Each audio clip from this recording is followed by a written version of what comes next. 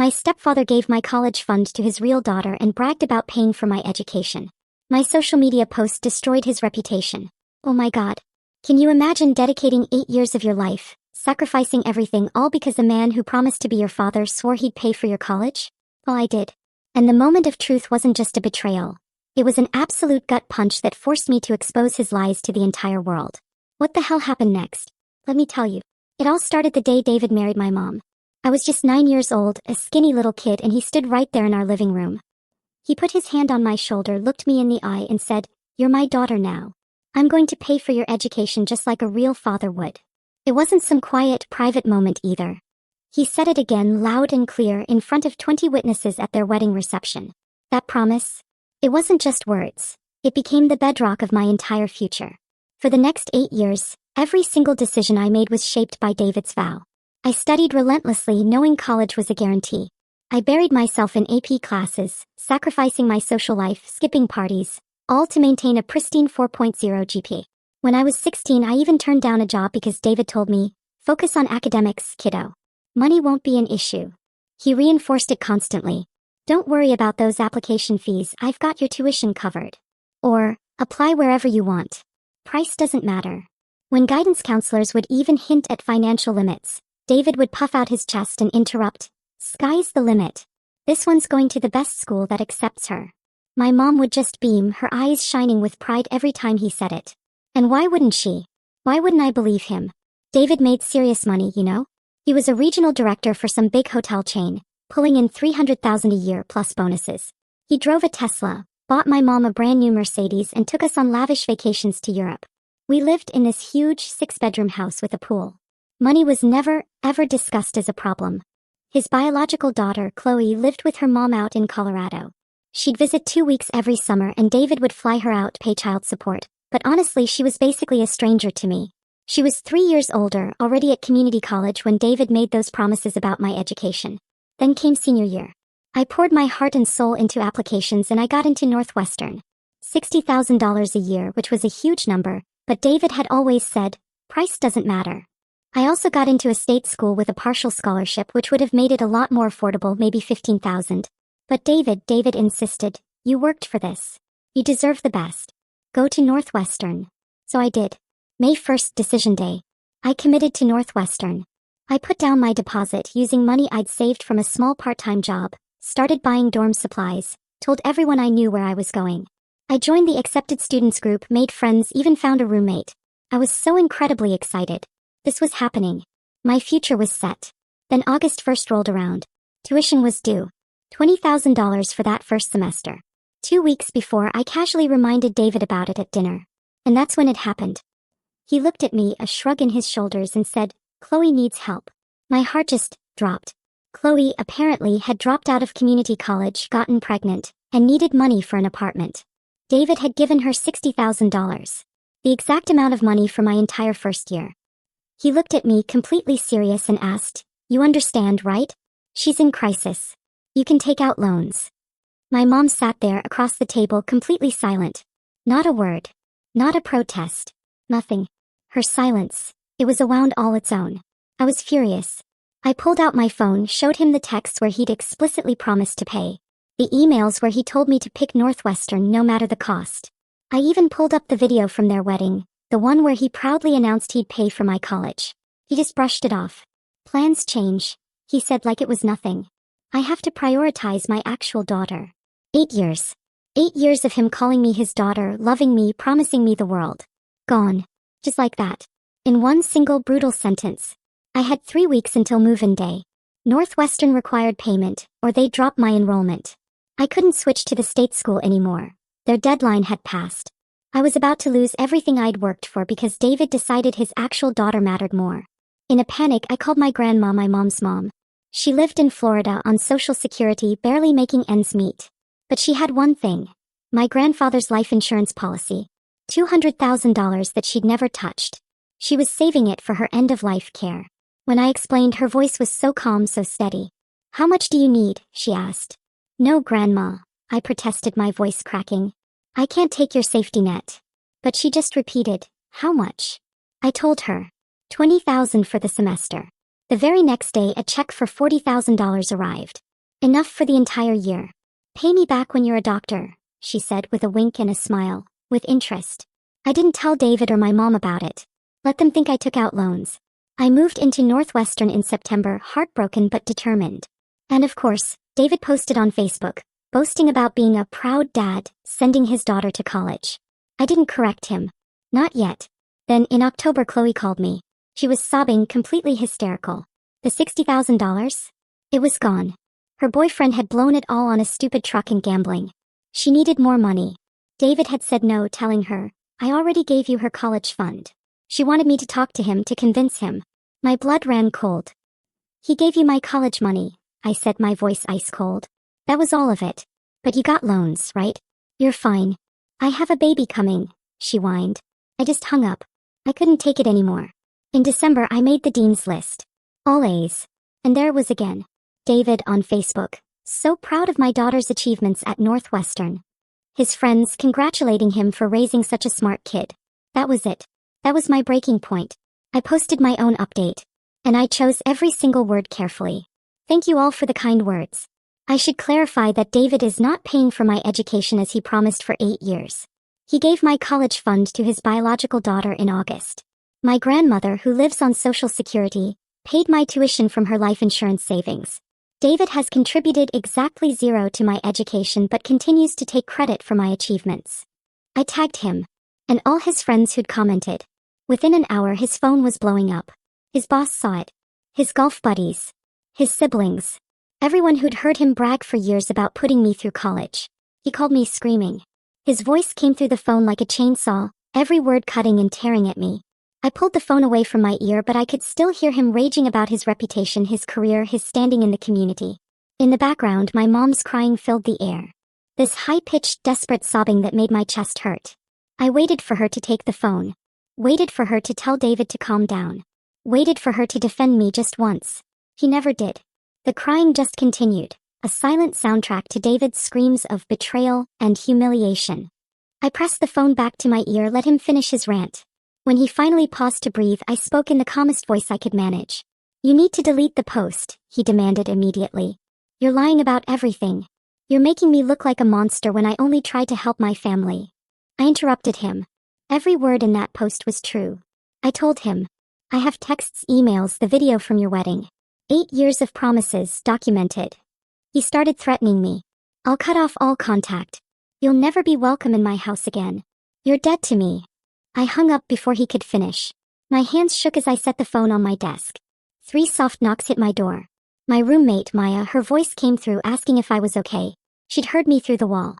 I opened the door and she walked in wearing her Northwestern sweatshirt and pajama pants. I showed her the Facebook post on my laptop. Explained everything from David's wedding promise to Grandma's life insurance payment.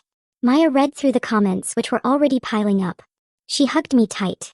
You did the right thing, she said, her voice firm. He deserved to be exposed.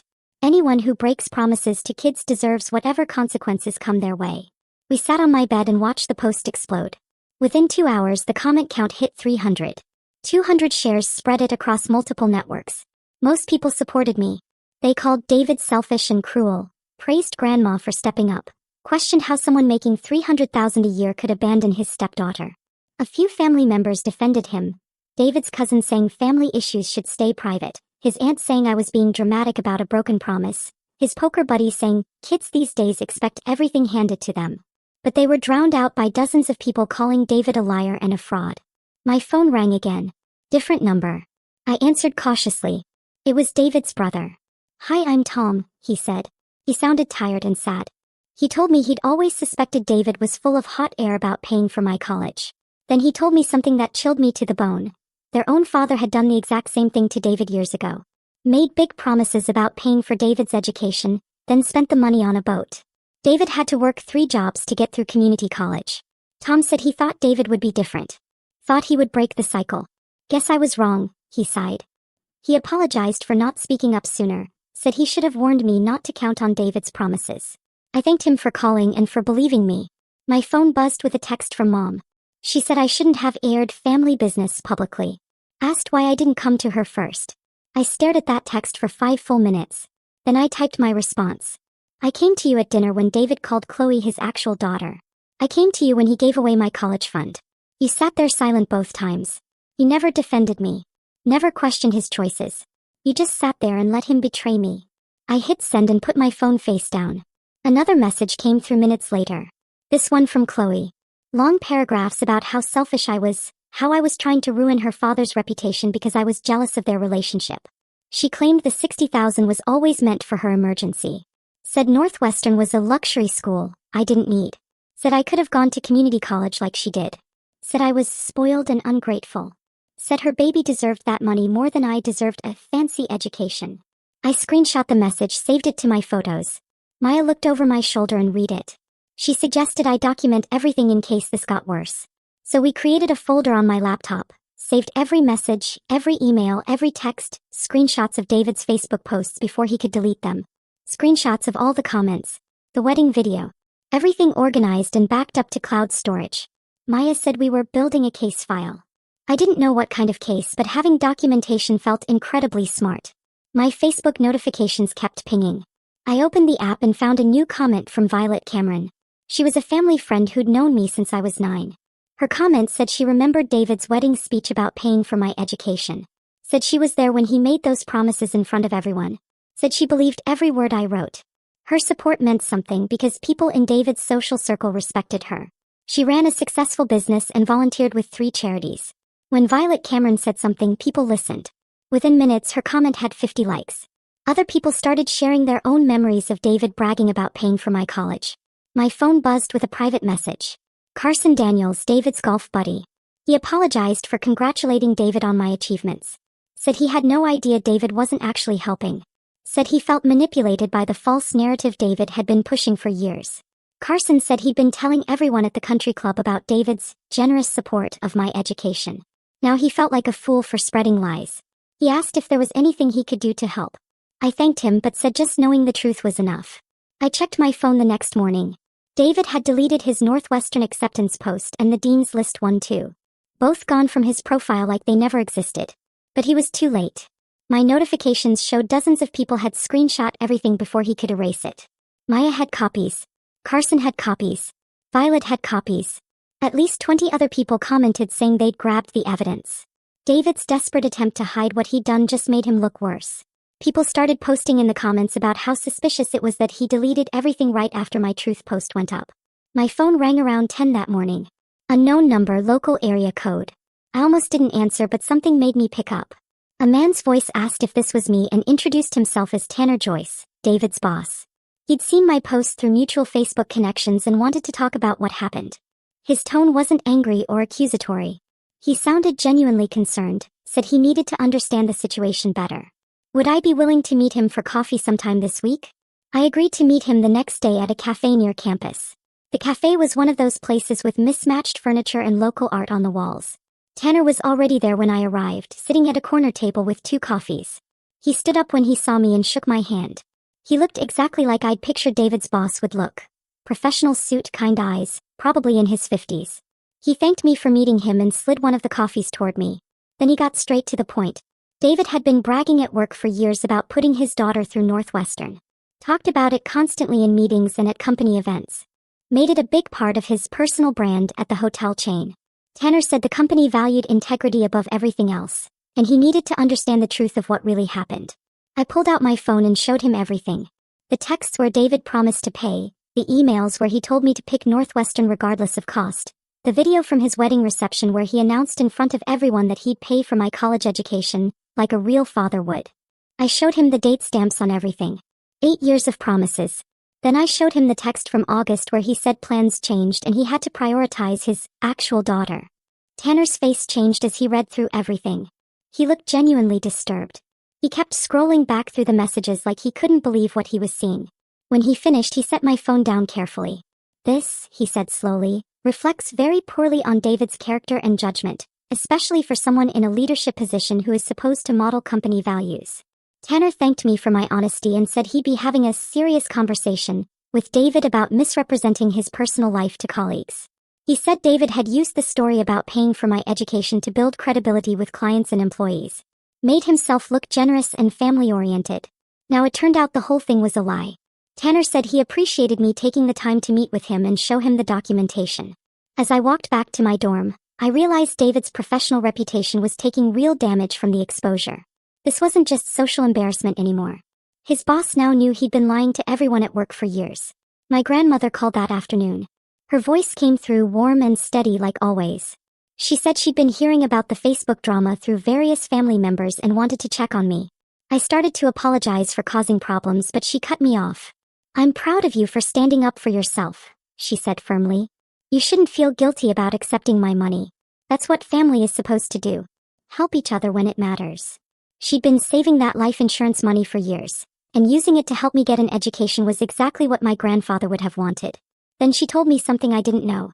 David had called her yesterday trying to get her to pressure me into deleting the post. He'd gone on and on about how I was ruining his reputation and making the family look bad.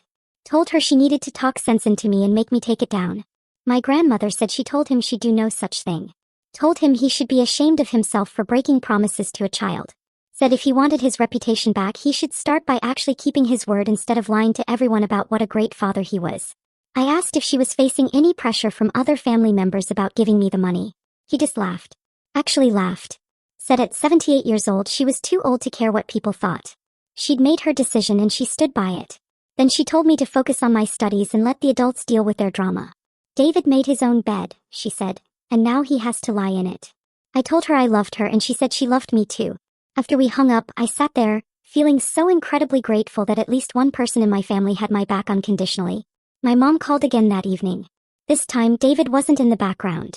I could tell because her voice sounded different, quieter, more honest. She said she'd been thinking about everything since my post went up, and she needed to admit something. She should have stood up for me at dinner when David gave away my college fund. She was shocked and didn't know what to say in the moment, but that wasn't an excuse for her silence. She knew it wasn't right and she should have said something. I told her the truth. Her silence hurt almost as much as David's betrayal. I expected him to be selfish because he'd always put himself first. But I thought she would protect me. He was my mom. He was supposed to be on my side. Instead, she just sat there and let him call Chloe his actual daughter and give away my future. He started crying. Said she'd been trying to keep the peace for years, trying to make the marriage work, trying not to rock the boat. But somewhere along the way she lost sight of what really mattered. She chose keeping David happy over protecting her own daughter, and she was sorry. I didn't know what to say. She was finally admitting what I'd needed to hear for months, but it felt too late. The damage was done. I told her I appreciated the apology, but I needed time to process everything. She said she understood and asked if she could call me again in a few days. I said yes and we hung up. I sat on my bed staring at my phone for a long time. Maya came back from the library and found me like that. She asked what happened and I told her about both calls, the one with Grandma and the one with Mom. Maya listened without interrupting and then said something that stuck with me. "Your mom is finally waking up to reality," she said gently. "But that doesn't erase 8 years of choosing David over you. You have every right to take your time deciding if you want to rebuild that relationship." She also said I should be proud of myself for standing up and telling the truth. A lot of people would have stayed silent to keep the peace. I thanked her and we ordered pizza and watched terrible reality TV to get my mind off everything. The next morning, I woke up to a text from a number I didn't recognize. It turned out to be David's sister. She said she'd heard about everything through the family grapevine and wanted to reach out. She apologized for not knowing sooner what David had done. She said if she'd known he broke his promise and gave away my college fund, she would have said something immediately. Then she told me she was cutting off contact with David until he made things right with me. She said what he did was wrong and she couldn't support that kind of behavior, even from her own brother. But the part that really shocked me was at the end of her message. She offered to contribute $5,000 toward my spring semester tuition. She said it wasn't the full amount David should have paid, but she wanted to help offset some of the burden on my grandmother. I read the message 3 times trying to process it. $5,000 was a huge amount of money. It would make a real difference in what Grandma had to cover. But I also felt uncomfortable accepting it. Grandma had already sacrificed so much and now David's sister wanted to give me money too. It felt like I was becoming a charity case. I didn't know how to respond, so I called Grandma first. She answered on the second ring and I told her about the offer. Grandma was quiet for a moment and then she said something so wise. Accepting help isn't the same as being a charity case. David's sister is trying to do the right thing because her brother did the wrong thing. That's different from you begging for money or not trying to handle things yourself. She reminded me that pride could be expensive, and sometimes the smart thing was to accept genuine help when it was offered. I thanked her and said I'd think about it. Then I texted David's sister back. I thanked her for reaching out and for the generous offer.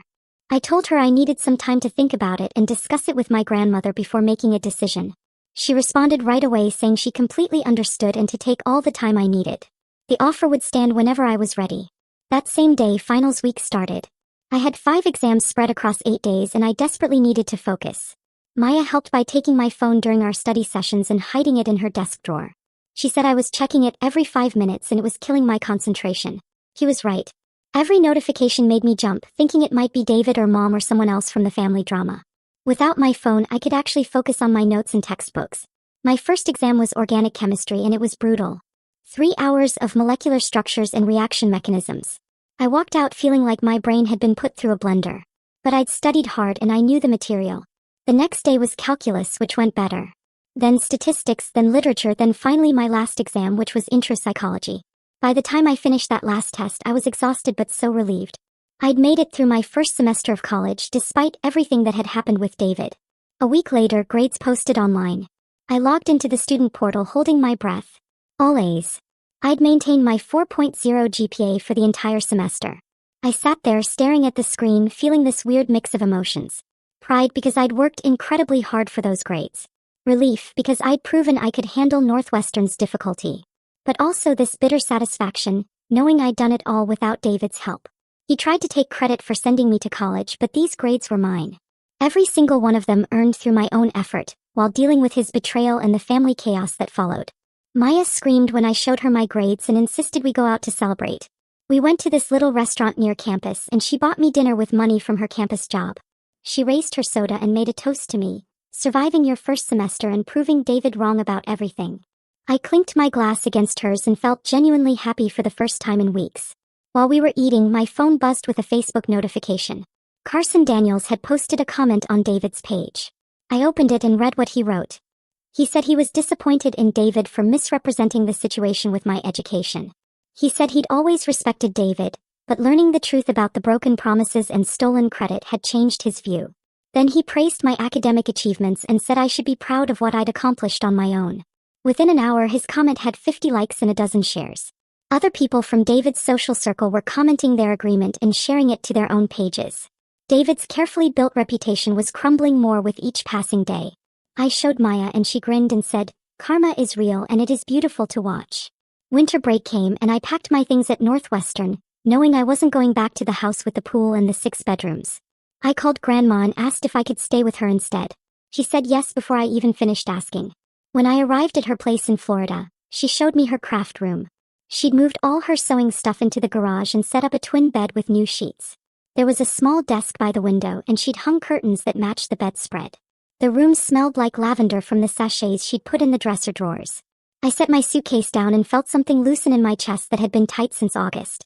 This space was mine without conditions or broken promises attached to it. Grandma made dinner that first night, and we sat at her little kitchen table eating pot roast while she told me about her church friends and their various medical issues. Normal grandma stuff that felt like the safest thing in the world after months of family chaos. I slept better that night than I had in weeks. The second day home, Mom showed up at Grandma's door carrying a bag from the bakery. Grandma let her in and then made herself scarce by going to check her mailbox, even though the mail had already come. Mom and I sat on Grandma's floral couch and she set the bakery bag on the coffee table between us, like a peace offering. She looked older than I remembered. There were lines around her eyes that hadn't been there at the start of the semester. She asked how my finals went and I told her about making Dean's List again. She smiled, but it didn't reach her eyes. Then she said she needed to talk to me about everything that happened. I waited. She took a breath and started talking about the past 8 years. She said she knew David had issues with exaggerating and making promises he might not keep. She'd seen it before they got married, but she ignored the warning signs because she was struggling financially as a single mom, and he offered security. She said the house and the cars and the vacations made her feel safe for the first time since my dad left. She admitted she chose that feeling of safety over protecting me when David broke his promise. Her voice cracked when she said she sat silent at that dinner in August because she was scared of losing her comfortable life. She said watching me post the truth on Facebook and seeing everyone's reactions made her realize she'd been complicit in his treatment of me. She apologized for not standing up for me when it mattered most. I sat there processing her words and feeling this complicated mix of emotions. Part of me wanted to hug her and tell her it was okay. Part of me was still angry that she'd chosen financial security over me. I told her I appreciated her being honest about what happened and why she made the choices she did. But I also said I needed time before I could trust her again. 8 years of watching her beam while David made promises, and then sitting silent when he broke them, had damaged something between us. I said I wanted to rebuild our relationship, but it had to be at my pace and on my terms. She nodded and wiped her eyes with a tissue from her purse. She said she understood and she'd work to earn back my trust however long it took. She said she was proud of me for standing up for myself, even though it meant exposing the family problems publicly. We sat there for a few more minutes in awkward silence. Then Grandma came back inside with a handful of junk mail and asked if anyone wanted tea. Mom left shortly after that, but she hugged me before she went and it felt different from hugs from before. Less automatic, more careful. 3 days later, I was helping Grandma organize her pantry when someone knocked on the door. Grandma went to answer it and I heard a familiar voice that made my stomach drop. Chloe was standing on the porch, looking exhausted and very pregnant. Her belly was huge under an old sweatshirt and her face was puffy. She asked if she could talk to me. I felt anger surge up immediately. This was the same person who'd called me selfish and said I was fine because I had loans. The same person who'd taken my college fund and let her boyfriend waste it. Now she was showing up at my grandmother's house asking for help. I wanted to tell her to leave. But Grandma invited her inside before I could say anything. Grandma had this way of treating everyone like they deserved kindness, even when they probably didn't. She led Chloe to the living room and offered her tea. Chloe sat down heavily in the armchair and started crying. Not quiet tears but full-body sobs that shook her shoulders. She said her boyfriend had left 2 weeks ago, just packed his stuff and drove off in the truck he'd bought with my college money. She was broke because he'd spent everything David gave her. She was 7 months pregnant with no money for baby supplies or medical bills. She didn't know what to do and her mom in Colorado couldn't help because she was barely making ends meet herself. Grandma brought her tea and sat down on the couch. Chloe kept crying and talking between sobs. She said she knew the $60,000 was supposed to be my college fund. She said when her dad offered it to her she knew it was wrong, but she convinced herself she needed it more because of the baby. She said she let her boyfriend control the money because she thought he'd use it responsibly. She admitted now that the money had enabled his gambling and his reckless spending. She said she should have been more careful and more responsible. She looked at me with red eyes and said she was sorry. She said when she called me in October and I told her the money was gone, she got defensive because she felt guilty. She knew she'd taken something that wasn't meant for her and she'd wasted it. She said calling me selfish was easier than admitting she was the one who'd made terrible choices. She said she'd spent the past 2 months thinking about what she'd done and how she'd treated me. She apologized for her message and for everything else. I sat there watching her cry and feeling my anger start to shift into something more complicated. I was still mad about what she'd done, still hurt by her calling me selfish when she was the one who'd taken my college fund. But looking at her sitting there, pregnant and broke and scared, I could see she was paying for her choices in ways that felt almost worse than what she'd done to me. I didn't forgive her completely. That wasn't something I could do in one conversation, but I softened enough to help in a practical way. I went to Grandma's computer and pulled up websites for social services in Chloe's area. Programs for pregnant women, organizations that provided baby supplies and parenting classes, resources for emergency housing assistance. I wrote down phone numbers and contact information. Grandma added some names of organizations her church worked with that helped young mothers. We gave Chloe the list and she took it with shaking hands. She thanked us multiple times before she left. She looked slightly less hopeless walking back to her car than she had walking up to the door. The week before Christmas, my phone rang with a number I recognized. Tanner Joyce. I answered and he said he needed to tell me something about David's employment situation. He said the company had been conducting a review of David's position following my Facebook post. Multiple colleagues had come forward with concerns about David's pattern of exaggerating and misrepresenting things. Apparently, David had been telling people at work inflated stories about his accomplishments and his family situation for years. My post had opened the floodgates, and other people felt comfortable speaking up about inconsistencies they'd noticed. Tanner said the company had decided David's lack of integrity and poor judgment made him unsuitable for his leadership position. They were demoting him from regional director to a standard management role. Tanner said this would be effective January 1st. I felt shocked hearing how severe the professional consequences were. I'd known his job might be affected when his boss saw my post, but I hadn't expected a full demotion.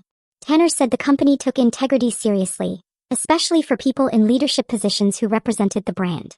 I asked what this meant for David's salary, and Tanner explained that his pay would drop from $300,000 to about $150,000. Still a comfortable salary, but a significant cut to his lifestyle. No more Tesla. No more European vacations. No more 6-bedroom house with a pool. Tanner said the company was giving David a chance to rebuild trust in a lower-stakes role where his decisions affected fewer people. If he could demonstrate consistent integrity and judgment over the next year, they might consider promoting him again. But for now, the demotion was final. I thanked Tanner for letting me know, and he said he hoped I was doing well at Northwestern. He said what I'd accomplished despite David's betrayal was impressive and I should be proud. After we hung up, I sat there staring at my phone trying to process what I just heard. My Facebook post had cost David half his salary and his prestigious title.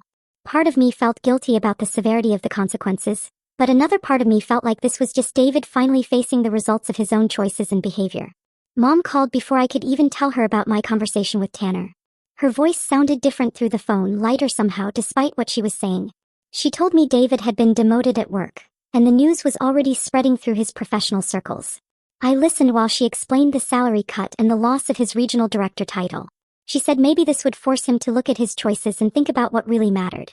Her tone carried a strange relief that surprised me more than the news itself. She wasn't defending him or making excuses. She sounded like someone who'd been holding her breath for years and finally let it out. We talked for 20 minutes about the demotion and what it meant for their household finances. She mentioned selling the Mercedes and possibly downsizing the house. I realized she was planning for a future that didn't include David's inflated salary.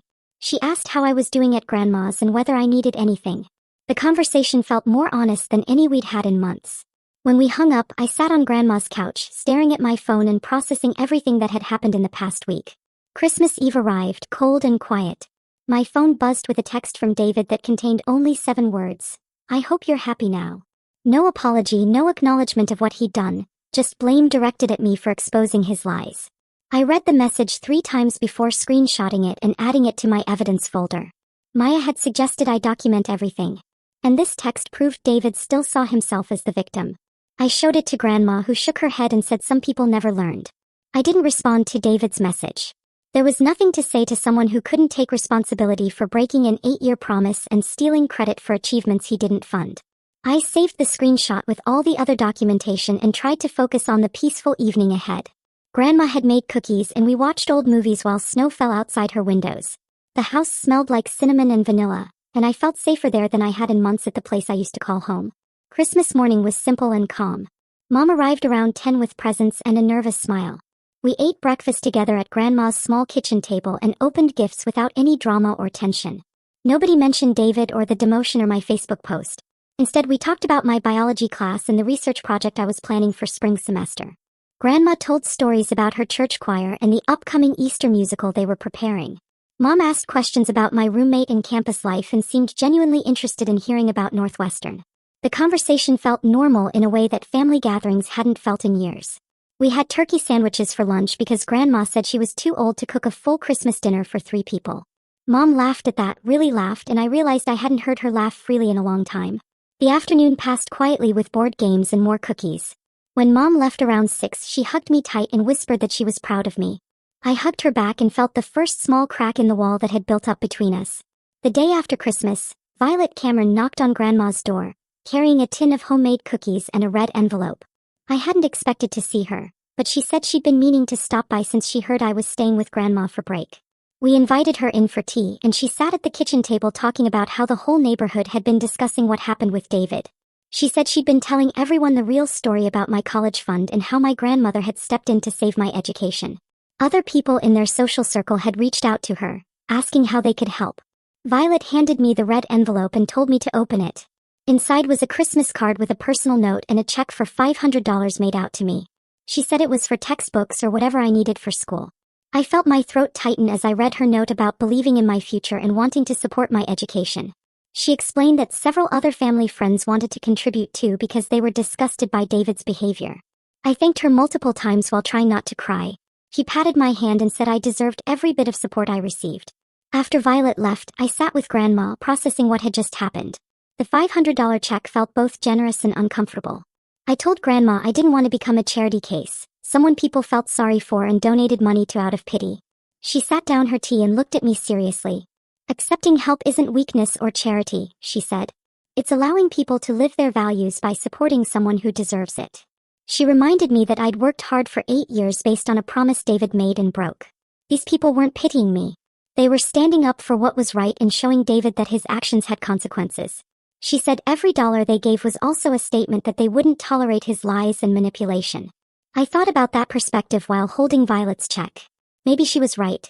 Maybe accepting their support was actually holding David accountable in a way that mattered to him, showing him that people valued integrity over his false image. Over the next few days, more money arrived. David's aunt sent a check with a note saying she was ashamed of her nephew's behavior. Two of Mom's old friends from before she married David contributed $100 each. Carson Daniels, David's former golf buddy, sent $250 with an apology for not seeing through David's act sooner. I kept a list of every contribution in a notebook, writing down names and amounts and the kind words people included with their gifts. By New Year's Eve, the total reached almost $8,000. It wouldn't cover a full year at Northwestern, but it was significant. I showed Grandma the list and she smiled while reading through all the names. She said this was what community looked like when people chose to do the right thing. The money wouldn't replace what David had stolen, but it reduced the burden on her life insurance savings. I felt grateful and overwhelmed and still slightly uncomfortable with accepting so much help from people who didn't owe me anything. Grandma pulled out her financial records and we sat down together to create a real budget for my remaining college costs. We spread papers across her dining room table and calculated everything. Tuition, housing, meal plan, books, fees, transportation. Then we added up my resources. The $8,000 in community contributions, the money I'd saved from my campus job, the remaining balance from Grandma's $40,000 payment. We worked through different scenarios and spending plans. Grandma suggested I could take fewer credits in summer to reduce costs, but I wanted to stay on track for four-year graduation. We figured out that with careful spending and my part-time work earnings, we could make her original $40,000 stretch further than we'd thought. The community support had bought us breathing room. I wouldn't have to work excessive hours during the semester, and Grandma wouldn't have to dip as deeply into her life insurance money. We finished the budget around dinner time and I felt relieved seeing the numbers work out on paper. Grandma made me promise something while we were putting away the financial papers. She said I needed to focus on my studies and not take on too many work hours trying to pay everything back quickly. My gift is an investment in your future, she said, not a loan you need to stress about repaying. She said the best return she could get was me graduating with honors and becoming successful in whatever career I chose. She wanted me to have the education and opportunities she never got. I promised I'd prioritize my classes and not let work interfere with my grades. She nodded and said that was all she wanted to hear. Then she told me about my grandfather who died before I was born, and how he'd always valued education above everything else. She said he would have been proud to see his life insurance money going toward my Northwestern degree. That made me cry a little thinking about a grandfather I never met, investing in my future through Grandma's choice to help me. New Year's Eve arrived and I spent it writing thank you notes to everyone who'd contributed money or public support. I sat at Grandma's kitchen table with nice stationery she'd bought for me and wrote personal messages to each person. I thanked Violet for her generosity and for standing up for the truth. I thanked David's aunt for her support, despite the family awkwardness. I thanked Carson for his apology and his contribution. Each note took time because I wanted people to know their help meant something real to me. Around 9, Maya video called from her family's New Year's party. I could hear music and voices in the background while she asked how my break was going. I told her about the community support and the budget planning with Grandma. She said I was lucky to have people who really cared about me and I realized she was right. David had taken my college fund, but I'd gained something more valuable. I'd found out who actually supported me and who just pretended. Maya and I talked until almost midnight and when we hung up I felt genuinely happy about starting the new year. Mom called on New Year's Day with news I'd been half expecting. She said she'd decided to file for separation from David after he refused to go to marriage counseling or apologize to me. She was moving into an apartment in January and starting over on her own. Her voice shook a little when she told me, but she also sounded determined. She said watching me refuse to accept David's treatment had shown her that she didn't have to accept it either. She'd spent years trying to keep peace and maintain their lifestyle, but the cost had been too high. She'd lost her relationship with me and her self-respect in the process. I listened while she talked about the apartment she'd found and her plans to get a job. She'd been a stay-at-home wife since marrying David, but before that she'd worked in marketing. She thought she could find something in that field again. I told her I was proud of her for making this choice and I meant it. Our relationship had been damaged by her silence and complicity, but hearing her take action to leave David felt like a first step toward healing. She asked if we could have lunch when I got back to campus in January and I said yes. We still had a lot to work through, but at least she was finally standing up for herself and for me. I cried a little that night thinking about Mom finally choosing herself and me over David's ego. 3 days later, an email appeared in my inbox with a law firm's name in the sender line. I opened it and felt my stomach drop as I read the formal language. David's lawyer was demanding I sign a statement saying I'd exaggerated the situation on social media. The tone was threatening, mentioning potential defamation claims if I didn't comply within 10 business days. The lawyer wrote that my post had caused serious damage to David's professional reputation and personal relationships, and that I needed to publicly retract my statements and acknowledge they were embellished for sympathy. I read it 3 times, hands shaking a little, before forwarding it to Mom with a message asking what I should do. Mom called within minutes, her voice tight with anger. She said she was contacting her own lawyer immediately and told me not to respond to David's attorney. I spent the rest of the day feeling anxious and checking my phone constantly, wondering if David could actually sue me for telling the truth. That evening, Mom called back with her lawyer on the line. The lawyer asked me to send over all my documentation. The texts where David promised to pay, the emails about Northwestern, the video from the wedding reception. I uploaded everything to a secure folder and sent the link, then waited while they reviewed it. The lawyer called me directly the next morning and said I had nothing to worry about. Everything I posted was true and provable through the documentation I'd provided. She said David's lawyer was making empty threats, hoping I'd get scared and back down. She asked permission to respond on my behalf and I agreed immediately. Within hours, Mom's lawyer sent a formal response to David's attorney, pointing out that David was the one who'd made false claims on social media by taking credit for paying for my education when he'd contributed zero. The letter included copies of all my documentation and noted that if anyone had grounds for a defamation claim, it would be me against David for his fraudulent posts. The threatening tone disappeared completely after that. David's lawyer sent a brief acknowledgement and the whole thing went silent. The day before I was supposed to return to Northwestern for spring semester, my phone buzzed with a text from Chloe. I almost didn't open it, expecting another complaint about how I'd ruined her father's life. Instead, she wrote that she'd enrolled in a program for young mothers that would help her finish her associate degree while providing child care for the baby. She thanked me for the resource information I'd given her at Grandma's house and said she was trying to get her life together. She wrote that she knew she'd messed up by taking my college fund and by the way she treated me afterward. She said she hoped things worked out for me at Northwestern. I sat on my bed at Grandma's house, staring at the message for a long time before responding. I typed that I hoped things worked out for her and the baby, that the program sounded like a good opportunity. I kept it short and didn't promise anything about our relationship going forward. I wasn't ready to have a real connection with her, but I could wish her well from a distance.